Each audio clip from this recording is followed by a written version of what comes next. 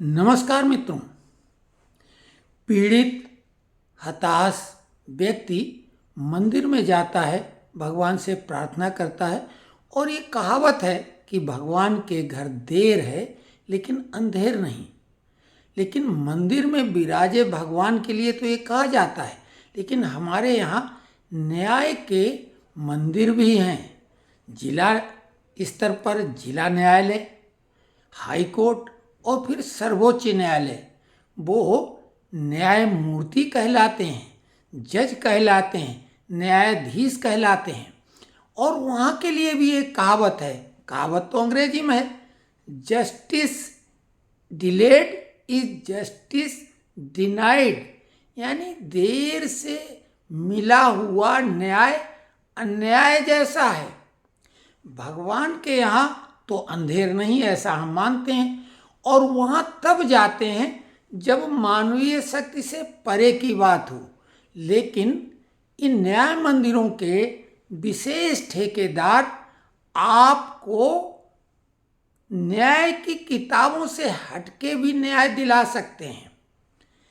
आपको आश्चर्य होगा कि न्याय मंदिरों में 5,30,00,000 से अधिक केस पेंडिंग हैं और प्रतिवर्ष दिल्ली में कूड़े के पहाड़ की तरह से ये और बढ़ते जाते हैं। हमारे न्यायाधीश, विशेषकर कॉलेजियम की देन, जो कि हाई कोर्ट से शुरू होती है, और सुप्रीम कोर्ट के सभी जज कॉलेजियम की ही देन है। और कॉलेजियम मतलब भाई भतीजावाद, कोई योग्यता का मापदंड नहीं है। हाई कोर्ट में जिनकी वकालत ढंग से नहीं चलती है वही जज बनने के लिए ललायित रहते हैं। ये बात खुद सुप्रीम कोर्ट के जज अपने भाषणों में कह चुके हैं। आपको आश्चर्य होगा कि देश के प्रधानमंत्री बिना कोई छुट्टी लिए अनवरत देश सेवा में लगे हुए हैं और 24 घंटे में 18 घंटे काम करते हैं। कई लोगों को दिक्कत इससे हो रही, लेकिन जहां लगातार केस बढ़ते जा रहे हैं और पीड़ितों को न्याय देने की जिनके कंधे पे भारी भरकम जिम्मेदारी है, वो चैन की बंसी देश से लेके विदेश तक में जाके बजाते हैं और उपदेश देते हैं, जबकि उनका काम है न्याय की कुर्सी पर बैठकर जो न्याय में किताबों में लिखा है उसके अनुरूप बिना किसी भेदभाव के नीरछीर विवेक वाले अंदाज में निर्णय देना। लेकिन आज कल हम देख रहे हैं, विशेषकर सर्वोच्च न्यायालय के न्यायाधीश बाहर जाके या जो निर्णय देना होता है उसके अलावा एक अलग से टीका टिप्पणी करते हैं, जो कि बेहद चर्चा में मीडिया में आती है और उससे व्यक्ति विशेष या व्यक्ति विशेषों का बेहद अहित हो जाता है। सरकार पर भी टिप्पणी करने से वो बाज नहीं आते हैं, जबकि उनका वो कार्य नहीं है उपदेशक का। इसके लिए कई सुप्रीम कोर्ट के जज भी ये कह चुके हैं। आपको आश्चर्य होगा कि कोई सरकारी कर्मचारी जब नौकरी के लिए कोशिश करता है, कई उसको बैरियर पार करने होते हैं। कई जगह तो शारीरिक फिटनेस भी देखी जाती, लंबाई, वजन, सीना, दौड़ कितनी देर में क्या, ऐसी भी नौकरियां हैं। लेकिन ज़्यादातर नौकरियों में रिटेन परीक्षाएं होती हैं और जो क्लास 2 से शुरू होती हैं उनमें इंटरव्यू भी अभी होता है, साक्षात्कार। लेकिन हमारी ये जो सबसे शक्तिशाली न्यायाधीश हैं, इनके लिए कोई परीक्षा, इंटरव्यू, शारीरिक मानदंड तय नहीं। यही नहीं, इनका कोई पुलिस वेरिफिकेशन भी नहीं होता है। और जो आपको मालूम है कि सरकारी कर्मचारियों को 52 जो सप्ताह होते हैं उसमें 52 रविवार होते हैं और 16 गस्टेड हॉलीडे होते हैं। एक हॉलीडे 14 अप्रैल वाला जो अंबेडकर साहब का जन्मदिन है वो अलग से मिल जाता है।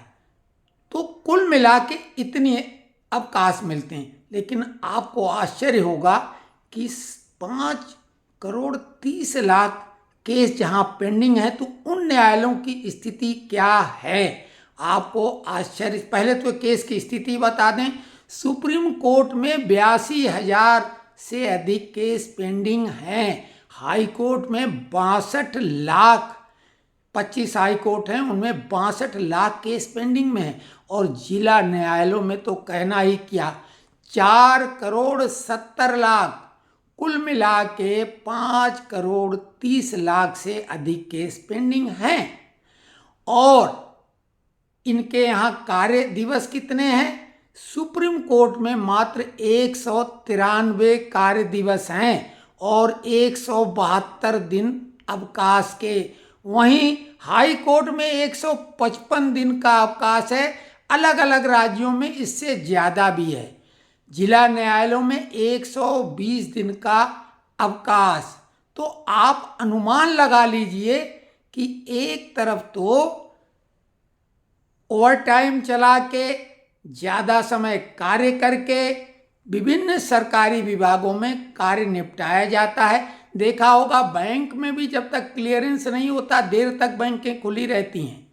तो कुल मिला के दूसरों को उपदेश देने वाले, वो बिल्कुल जो कहावत है, पर उपदेश कुशल बहुतेरे।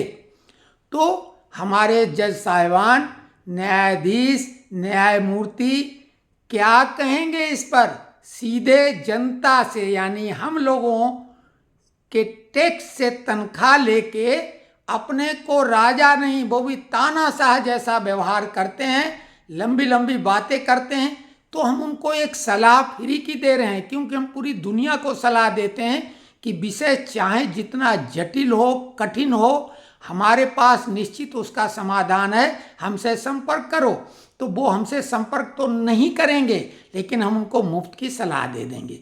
हाँ, एक बात और यहाँ पे जोड़ दें कि इतनी जो उनकी कार्य समय कम है, उसके अलावा ऐसा भी नहीं है साहब, रात में भी कोर्ट खुल जाते हैं, छुट्टी के दिनों में भी खुल जाते हैं। और इस तरह से सुनवाई होती कि आदमी कहता है कि अरे कमाल है भाई। लेकिन वो सुविधा केवल विशेष वकील के विशेष क्लाइंट के लिए है, जैसे आतंकवादी, देशद्रोही या धर्म विशेष का मामला हो। तो समाधान 5,30,00,000 केस तो जज जब तक पृथ्वी रहेगी तब तक कभी निपटा नहीं पाएगी। यानी justice delayed is justice denied. तो उसका समाधान ये है कि आपको मालूम है, जैसे कोई मैच, और वैसे कानूनी किताब से तो फैसला होता नहीं, केस कमजोर या ताकतवर नहीं होता, वकील उसे कमजोर या मजबूत बनाता है। तो जब न्याय किताबों के बजाय उम्मीद के अनुसार न होके जिसकी जेब जितनी भारी होगी वो उतना भारी भरकम वकील कर लेगा और उसी हिसाब से फैसला हो जाएगा। तो हम सलाह ये दे रहे हैं, ध्यान से सुने सभी दर्शक जो ये वीडियो देख रहे हैं, और ये मैसेज सुप्रीम कोर्ट तक पहुँचे। हाई कोर्ट और जिला न्यायालय तक तो पहुँचना उतना कठिन नहीं होगा, लेकिन सुप्रीम कोर्ट तक ये मैसेज जाए। और चुनौतीपूर्ण अंदाज में हम बात ये कह रहे हैं, अगर इस मामले में कुछ बनता हो तो वो भी करें। हमारी भी पोशाक इस समय वकीलों वाली है, तो हम वकील तो नहीं हैं, लेकिन हम किसी भी मामले की राय फ्री में देते हैं। और ये पोशाक इसलिए धारण किए हुए हैं कि कानूनी बात कर रहे हैं, और हम वकील तो नहीं, लेकिन वकील के बाप हैं, क्योंकि हमारी बेटी जबलपुर उच्च न्यायालय यानी जबलपुर हाई कोर्ट में वकील है। तो हम ये इसलिए इस देश के साथ, लेकिन हम सुझाव दे रहे हैं। सुझाव क्या है कि किताबों से नहीं, जज की मर्जी से फैसले होते हैं। जजों के कारनामे आ रहे हैं, पैसों के और अन्य तरह से घिनौने भी, उनके जो कुछ हैं वो हम चर्चा तक नहीं कर सकते हैं। तो सिक्का उछाल के, पर्ची निकाल के ये निपटारा किया जा सकता है। भाई एक पक्ष जीत जाएगी, एक हार जाएगा, तो पर्ची डाल दो कि ये पक्ष, दोनों पक्षों की जिसकी पर्ची उनसे निकलवा लो, भैया एक पर्ची तुम उठा लो, एक तुम उठा लो।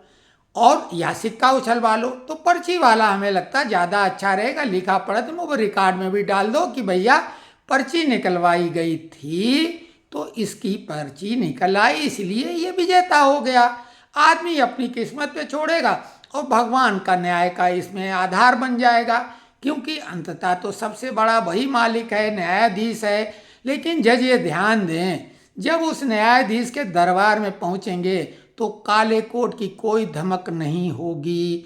वहाँ न्याय के कटघरे में तुम्हें भी खड़ा होना पड़ेगा। लेकिन जज साहिबान इस मान्यता को मानते ही नहीं है। ये तो सनातनी परंपरा है। हालांकि इस्लामिक परंपरा में भी उनको एक दिन हाजिरी लगानी पड़ेगी। तो खैर, ये लोग तो नास्तिक प्रवृत्ति के हैं, कैसे कैसे अजीबोगरीब जजमेंट और टिप्पणियां कर चुके हैं। अभी हमारे जो बनने वाले सीजेआई साहब हैं, उन्होंने वैवाहिक जीवन को लेके एक शर्मनाक टिप्पणी कर दी, जिसमें संस्कारों परंपराओं का घोर तिरस्कार किया गया। तो खैर, ज़्यादा उन पर टिप्पणी हम नहीं कर रहे हैं, लेकिन हमें कोई टिप्पणी करने का डर नहीं, क्योंकि हमें मालूम है हम भारत के सबसे ताकतवर लोगों में से एक हैं। यानी जनता जनार्दन को उकसाने के लिए नेता तरह तरह के भाषण देते हैं। वर्तमान में इंडिया अलायंस के लोग जेनजी की तरह आंदोलन करने की बात करते हैं कि सत्ता को उखाड़ फेंको, तो उसमें न्यायाधीश भी बाहर नहीं। तो जनता के नाते, वो भी एक मैच्योर्ड पर्सन के नाते, सीनियर सिटीजन के नाते, वकील के बाप होने के नाते बोल रहे हैं कि कभी भी केस कम तो होंगे नहीं।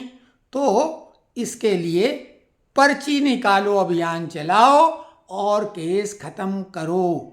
कैसा सुझाव है कमेंट्स बॉक्स में। हमारे चतुर्थ स्तंभ के जो भी दर्शक हैं इस पे दिल खोल के कमेंट्स करें।